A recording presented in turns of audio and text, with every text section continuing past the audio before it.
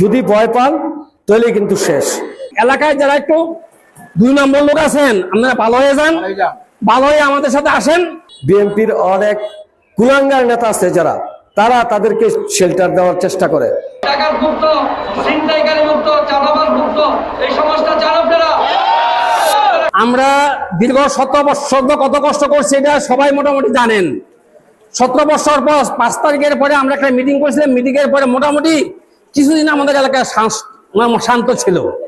শান্ত থাকার পরে আবার এখন বর্তমানে আমরা কিন্তু ওই ধরনের সমস্যার সম্মুখীন। আমরা আশা রাখবো আগামীতে যাতে এই ধরনের কোনো ঘটনা না ঘটে। যদি কোনো রকম অপ্রীতিকর কোনো ঘটনা ঘটে, ইনশাল্লাহ আপনারা সবাই আমাদের সাথে আছেন তো? ইনশাল্লাহ প্রয়োজনে যা কিছু প্রয়োজন, যা লাগে, টাকা লাগে, পয়সা লাগে, শ্রম লাগে, শক্তি লাগে, সবকিছুর বিনিময়ে এগুলিকে প্রতিরোধ করার জন্য চেষ্টা করবো। আমরা চাই এলাকায় যারা একটু 2 নম্বর লোক আছেন আপনারা ভালো হয়ে যান, ভালো হয়ে আমাদের সাথে আসেন, ভালো হয়ে আমাদের সাথে চলেন। আপনাদের স্থান আমাদের সাথে আছে, আমরা আপনাদেরকে ফেলাই দিব না। ভালো হইলে আমাদের সাথে আপনারা থাকতে পারবেন, কিন্তু খারাপ হইয়া কোনো খারাপ কাজ করে আমাদের সাথে করতে পারবেন না। আমরা এটার প্রতিরোধ ইনশাল্লাহ সবসময় করে যাবো। আর এই শান্তির বাজারের ব্যবসায়ী মহল শান্তিতে ব্যবসা করুক। বিভিন্ন সময় বিভিন্ন চাঁদা অনেক সময় দিছি, অনেক সময় করছি, আর না আপনারা কেউ কোনো চাঁদার সম্মুখীন হবেন না।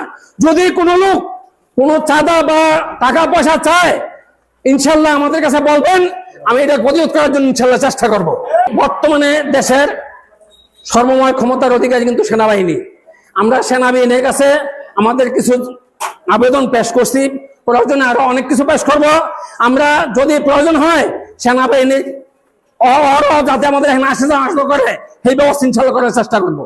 আমি চাই শান্তির বাজারে মানুষ শান্তিতে বাস করুক, এখানে যাতে কোনো অশান্তি ঢুকতে না পারে। আপনারা সবাই সব জায়গায় থাকবেন, ইনশাল্লাহ কোনো 2 নম্বর লোক এনে ঢুকতে পারবো না। মান্দারপাড়া যারা লিস্টেড অনেক ডাকাত আছে, এগুলো যাতে ধরে বাড়ি পাড়ার আছে, এরাই এই এলাকাটার মধ্যে তছনছ করে, মানুষের ভয়ে কথা বলতে পারে না। আমরা এর প্রতিকার চাই। আপনারা জানেন ইতিমধ্যে আমাদের বাংলাদেশের গর্ব সেনাবাহিনী একজনকে ধরে নিয়ে গেছে, ঠিক আছে। তারপরে আরো যারা আছে অপরাধী আছে তাদের কাছে কিন্তু লিস্ট আছে, কে ভালো লোক কে খারাপ লোক ওনারা কিন্তু জানে। আমি ধন্যবাদ জানাই সেনাবাহিনীকে, যারা চৌকি অফিসার এখানে আসে একজনকে ধরে নিয়ে গেছে, বাকিদেরকে ইনশাল্লাহ ধরবে। তা আপনারা সবাই ভয় পাবেন না। যদি ভয় পান তাহলে কিন্তু শেষ।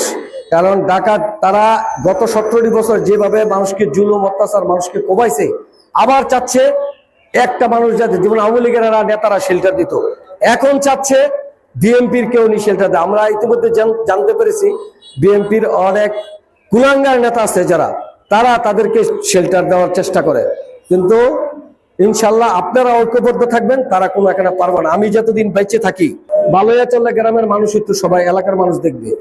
এই শান্তির বাজারটা রক্ষা করতে হবে। এই 17 বছর শান্তির বাজারের ব্যবসায়ীরা অনেক জুলুম নির্যাতনের শিকার হয়েছে, আবার এখন শুরু হয়েছে।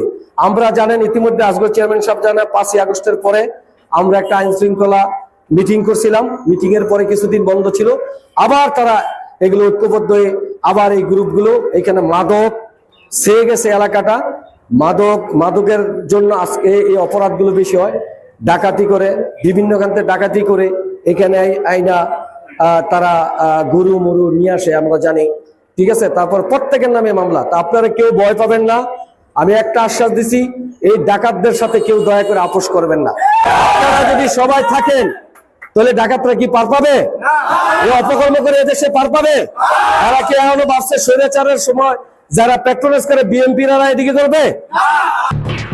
খবরের কাগজ, নিখাদ, নির্ভীক, নিরপেক্ষ।